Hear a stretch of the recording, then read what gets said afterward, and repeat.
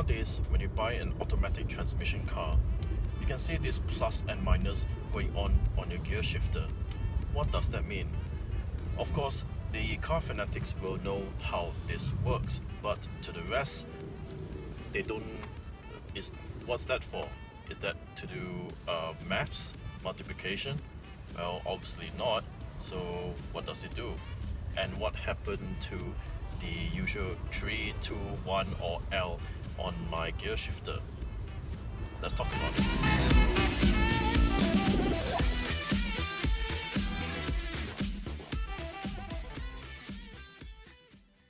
Good morning, guys, and yeah, I'm going to talk about this semi-automatic shifting system. And surprisingly, I haven't been able to find that many videos explaining in detail what does this do, because they are such a vital function of the car. And yeah, this is another method where you access the lower gears. But then again, not many people that I've seen driving the car do know how to use it, or they just leave it in drive and never touch the function for the rest of their life.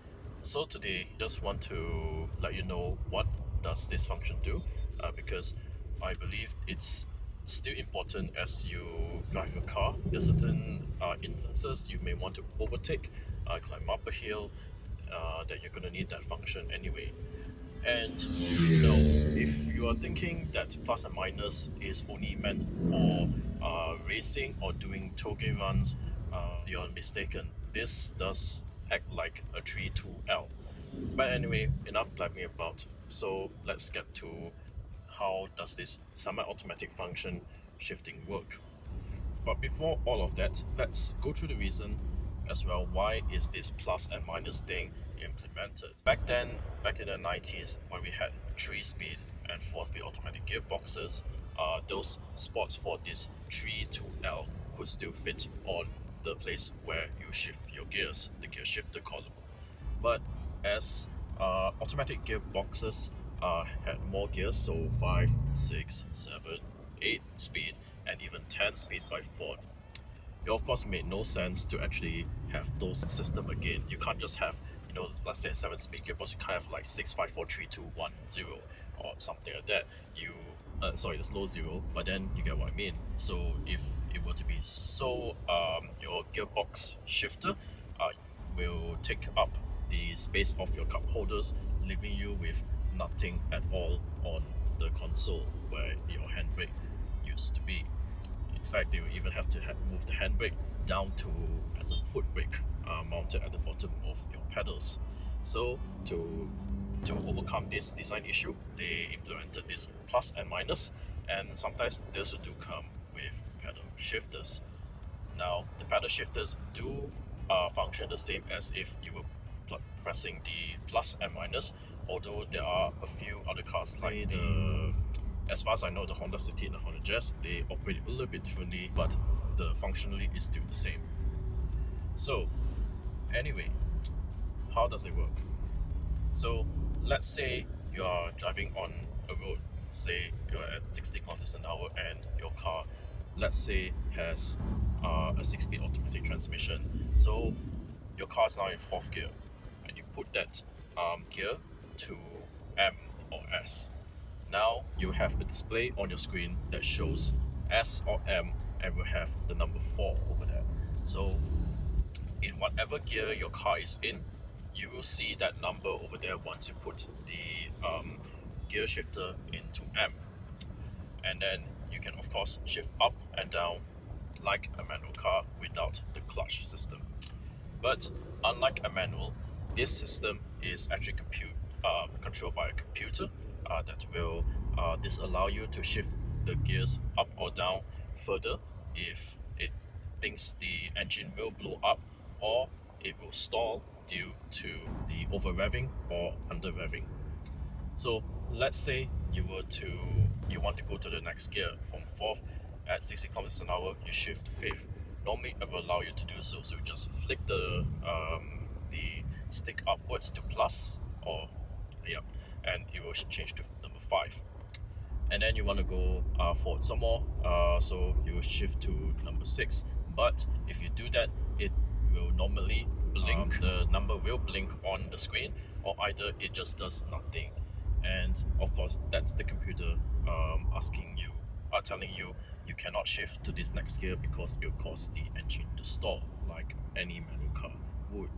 So yeah, the same applies if you were to downshift when you press minus. So let's say going back to 4th gear again at 60 kilometers an hour. So let's say you shift down to 3rd. Of course, your rev is going to rise, and you shift down further some more to 2nd gear. So let's say if number 2 causes the engine to over rev into the red line and will cause damage, normally the computer will let you know if with a beep, or once again with the blinking number, let you know that, hey, no, this is a bad idea, you cannot shift down to the 2nd gear. Now, what happens if you slow your car down to the point whereby, so let's say you're in 4th, now you want to slow down to a complete stop at 0. Do I have to shift minus as I'm going to stop the car at, let's say, a traffic light? Well, no.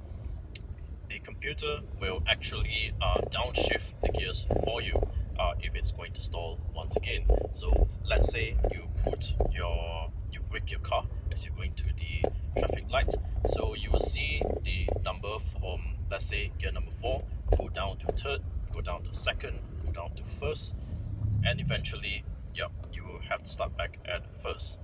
And then you just rinse and repeat when the lights turn green or you set off. You just shift the gears back again to 2nd, to 3rd, to 4th, to 5th. So that is the normal operation of how the semi-automatic gearbox work. And when you put the position back into D, you will go back to whatever gear that you are. Okay, there are instances as well. The car does have pedal shifters, and they operate the same as like I said before. Now, one good trick you can do is that even though you're in drive, you're able to operate or shift the gears on the fly. So usually, let's say you're now in drive and now the car is still in 4th gear at 60 kilometers an hour. You can upshift or downshift just to overtake without having to put the car into M, which is quite useful. So you do not need to go and look down on your gear shifter and distract your attention for a short while. So basically, let's say you shift down to 3rd, and then later, usually after 10 seconds, the computer will take control of your gear shifting again, like any other automatic transmission. So you can cancel the operation usually by holding down on the plus side of the shifter for a few seconds, and it will go back to normal. And now, I did say that there is one more system being implemented, and this is what I've seen in Toyota cars up till now. So I put the car into S or M. Now what's going to happen is that I'm going to see this number called S3. So no matter how you shift the gear column to S or whatsoever, I'm going to see number 3, and it basically, that's the default setting for all the time currently at. Now, when you are in this mode, the number that the car tells you on the screen does not represent your current gear, but more likely what is the highest gear you allow the car to use. So let's say you put gear number 3.